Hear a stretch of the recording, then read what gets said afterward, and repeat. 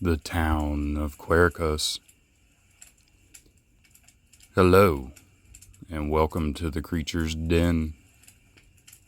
If you are here, that means that your end is near, and that the creature that dwells here has chosen you as its next victim. There is no way out. Your fate is inevitable, but it does not need to be so lonely. I am here with you, to keep you company, and to keep you afraid. Here I will tell you stories of the monstrous and horrid creatures that haunt your dreams, that make your pulse quicken, that make you jump at the sound of every broken twig and crunching leaf in the dark of night, where the light fades and shadows rule. For your fear is what I need. For your fear is what I crave.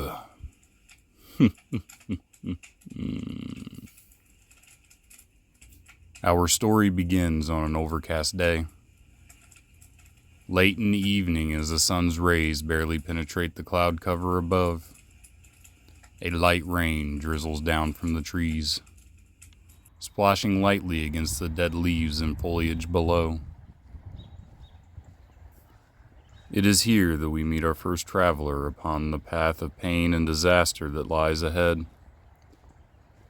Jared Williams was his name.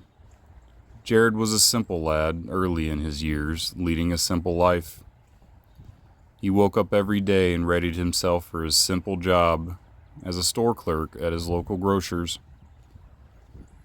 It was close enough to his small apartment, one bed, one bath, with a small kitchen and living space, that he could walk to work. He did not own a car and rarely left his small town, the town of Quercus. The people in his small town were cheerful and respectful, and he got along with most. His life was a simple one, and that was the way that he liked it, for it gave him the time to think and reflect on the past that he so longed for. Today, on the other hand, was not a simple day. For today, Jared had a job to do. This trip was one that he had made many times in the last 4 years of his life. But today was a little different. During the end of winter, as the snow began to melt and life returned to the woods surrounding his small town, Jared would leave the safety of the streetlights and bustling people to venture off the beaten path. Away from his simple life and his simple job in his simple town, deep into the woods down the old stone path that today, because of the light rain, was darker and more menacing than usual. For this path led to the town's burial site, where all the townsfolk were buried upon their death. As Jared walked slowly down the path, head hung low, letting the rain wash the tears that stained his face away, he was unaware of the woods around him and the sounds that followed in the shadows, muffled by the constant splash of rain. He emerged from the path to see the open clearing ahead of him. The ground was well kept, and the grass ahead had already been freshly mowed and cleared of debris for the beginning of spring. In the center of the clearing was not your usual sight, for this town did not believe in burying its dead. Instead, in the center stood a large oak tree, surrounded by what looked like a large brick well. This well did not hold water, though. It held the ashes of those that had died in the town since its beginning. Jared walked up to the brick well that the town had aptly named the Well of the Dead, and in his left hand he held a single tulip, the favorite of his late wife who had died 4 years ago on this day. He knelt down to the edge of the well and gently laid the flower in the ash and dirt below. Nothing grew in this ash and dirt mix except the old oak tree before him, so large and dense with new buds and branches that the rain did not touch the ground below. Jared looked up at the tree with tear-soaked cheeks and for a second wondered how old the tree really was. The town's knowledge of the site was all passed down through the generations by word of mouth, and no one really knew how old the tree was. The town of Quercus itself was over 900 years old, and the tree was said to have been here well before that. And that the only reason the tree stood so large and so strong was because of the life energy from the townsfolk that joined the tree every year. Jared shook his head, then wiped his tears and cleared his mind. For the history of some damned old oak tree was not the reason he was here, or the history of this damned town either. Today, Jared would burn a new path in his life. Today, Jared would embrace the darkness and shadow that had boiled within him over the past 4 years. He was going to unleash the rage and pain that he had felt for his simple little town that had protected the murderer that took his wife, the love of his life, away from him. He was going to burn them, destroy them all, for what they had done.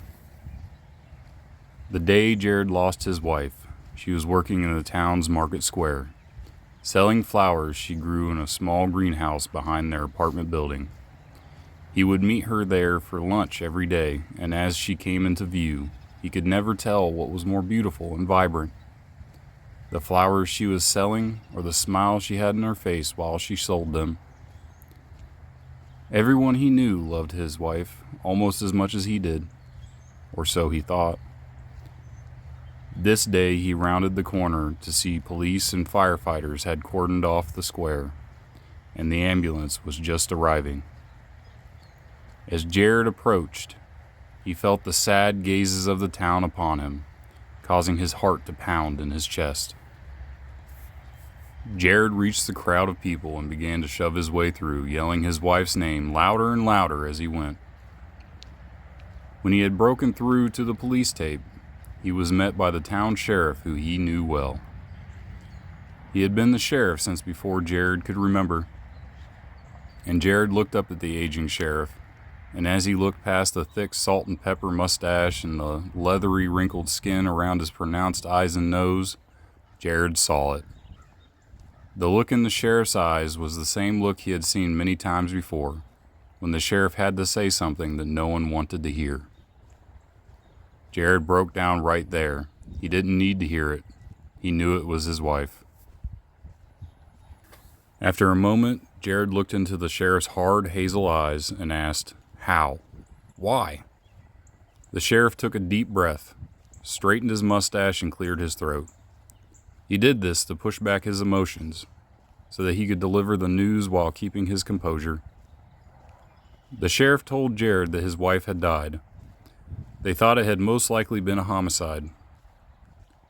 Jared's expression darkened as he stared into the sheriff's eyes and asked, "Who?" The sheriff did not know the answer to that, and told Jared that he would stop at nothing to find out who did this. At first, Jared believed the sheriff and trusted that he would find the monster who did this. But as time passed and the investigation went on, the sheriff's department was at a loss. Even though the market square was always full of people, and Jared's wife had to stand right in the middle, none of the other vendors seen anything, and none of the patrons who had seen his wife there that day seen anything either. Even after the police department came up short and determined the case to be a cold case, Jared continued on. He interviewed everyone that was in the market, anyone that was near the market, and anyone who had ever even heard of the market. After talking to everyone in the town and coming up dry, with no information whatsoever, it just didn't make any sense to Jared. How could nobody have seen or noticed anything out of the ordinary? After 4 years of searching and investigating, coming up with nothing at all, not a weird vehicle in the area, or weird strangers in the area, and everyone in the town having an alibi for the time of the crime. With so many eyes in the same place that all seen nothing, there was only one conclusion Jared could come to, and that was that someone was lying. Someone, no, everyone, knew who had killed his wife, and they were protecting the one who had murdered her. Jared stared back up at the old oak tree in the center of the well, with a look of rage and determination in his eyes. Jared may not have known who had killed his wife, but he knew the truth of the tree before him. Jared's family had lived in this town for generations, all the way back to the founding of the town of Quercus. His ancestors were said to have been the ones who built the well and were the keepers of its truth. And the well was not granting the old oak tree life, it was holding it in place. For this was no ordinary tree. His ancestors said that this tree was an ancient spirit that once ruled these lands, attacking and destroying farms around, and trapping and killing those who entered the woods, with the allure of a good shady place to rest. A dryad, they called it, a spirit guardian of the forest that satiated his hunger with the flesh of those who entered its domain, and it was always hungry. Jared's ancestors had lured the dryad into a trap of their own. The ground beneath the old oak tree had been enchanted with ancient magic to put the dryad into a deep sleep. While it slept, they built the well around it and carved more ancient spells to keep the dryad in an endless slumber. The ashes are a pivotal part of these spells, maintaining the ancient magic and regenerating their power so that the dryad never awakens again. They had passed on the stories of the dryad, but let the knowledge of the ancient magic fade with time, to protect the site from those who would seek to use the creature. But Jared was not here to use the creature. Not exactly, that is. He didn't need the magic for what he wanted. Jared was here to destroy the magic and unleash the relentless hunger of the dryad on the town that had protected his wife's murderer. Jared raised his right hand, and in it he held the can of fuel oil that his wife used to heat her greenhouse in the winter months. Jared began to pour the oil over the brick wall that encircled the old oak tree, splashing some towards the trunk of the tree as he went. Once he finished his circle around the old oak tree, he stepped up and over the wall and poured the last of the fuel oil on the tree itself, in hopes to enrage the spirit as much as possible. He dropped the can and stepped over the wall, and from his pocket he pulled a box of matches. Right as Jared pulled the first match from the box, he was startled by a voice coming from the stone path. The sheriff stepped into the clearing and had seen Jared pour the last bit of fuel on the tree and step out of the well. He yelled to Jared to stop, to not light the fire, that he was destroying the town's oldest monument, its most treasured landmark. The sheriff sprinted towards Jared, but he was too slow. Jared struck the match, and with tear-stained face, now contorted into a sinister, tooth-filled grin, he tossed the match into the oil. The oil ignited, and flames raced around the well's brick walls and up the tree that caught almost explosively, causing Jared to stumble towards the sheriff and catching his clothing on fire. The sheriff, in disbelief of what he was seeing, grabbed Jared and pulled him back from the flames and patted out the fire on Jared's clothing. Jared stared in awe at the fire that seemed to grow well past the fuel oil's influence, engulfing the old oak tree. The sheriff grabbed Jared by his wrists and cuffed them together, then stood Jared up. The sheriff, with his back to the fire, spun Jared around to face him and began to plead with him to tell him why he would set fire to the well in the old oak tree, not knowing or understanding the situation they were in now. Jared smiled at the sheriff and told him that this would not have happened if he had found his wife's killer like he had promised. The sheriff's gaze turned from confused anger to sympathy and sadness as he stared at Jared, almost forgetting the raging fire behind him. As tears started to well in the sheriff's eyes, he told Jared that they had found the killer, and that was why he was here. To tell Jared the news. The man responsible was their neighbor. He had hated the greenhouse that his wife kept. The neighbor had confronted her that day and told her to get rid of it or move it somewhere else. Jared's wife pulled the neighbor to the side to not make a scene and told him that she was well within her right to have the greenhouse and that she would not move it. In anger, the neighbor pushed her, and she fell holding her pruning shears that stabbed her in the chest. Jared's eyes tore away from the flames and met the sheriff's eyes. The toothy grin that covered his face fell away to a jaw-dropped confusion. The neighbor had been the pastor at the local church. He was one of the town's most prominent members and had been the one to call the police and claim to find his wife there. Jared told the sheriff with new tears forming in his eyes that he had spent countless hours with the pastor. Over the last 4 years, he had kept him going and helped him with the case. The sheriff told Jared that the pastor had told him everything and that the pastor said that he would have taken it to his grave. But Jared told the pastor the last time they spoke that he needed to end it all. The pastor thought that Jared was going to take his own life, so he turned himself in and told the sheriff where he might find Jared.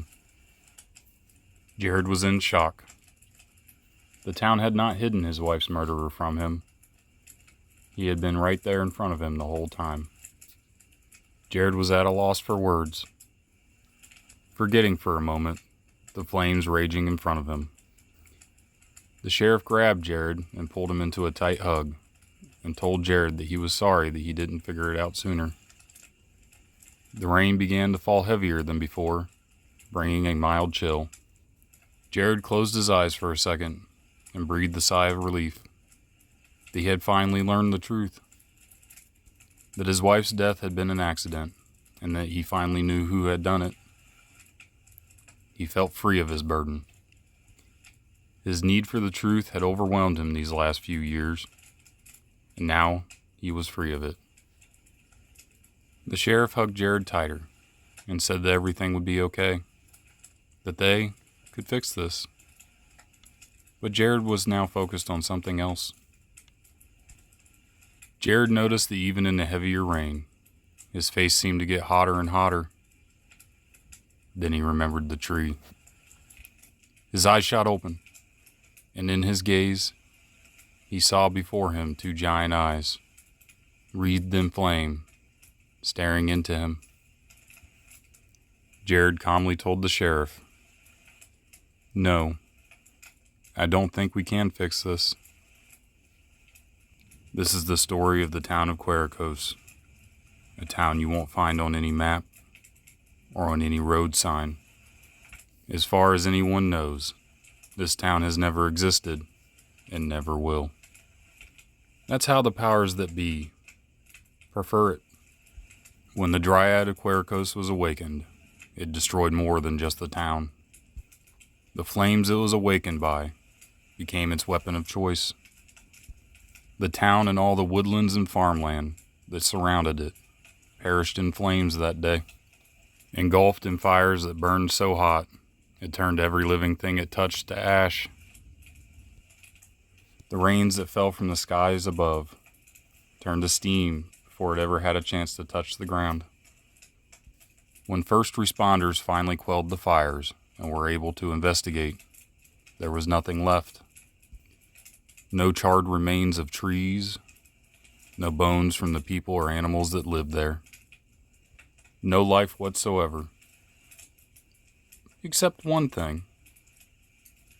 Right in the middle of the town's market square, Right where Jared's wife kept her flower stand was a large old oak tree, untouched by fire or flames, with the stardust and blooming buds upon its branches, and the allure of a shady spot to evade the beating rays of the sun above. I apologize. It seems your time is up.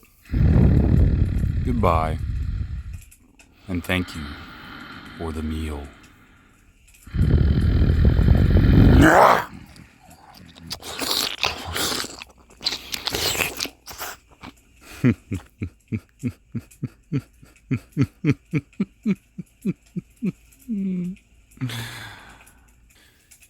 If you enjoyed today's story, please like and subscribe, and we will be sure to keep you company the next time you find yourself in the creature's den.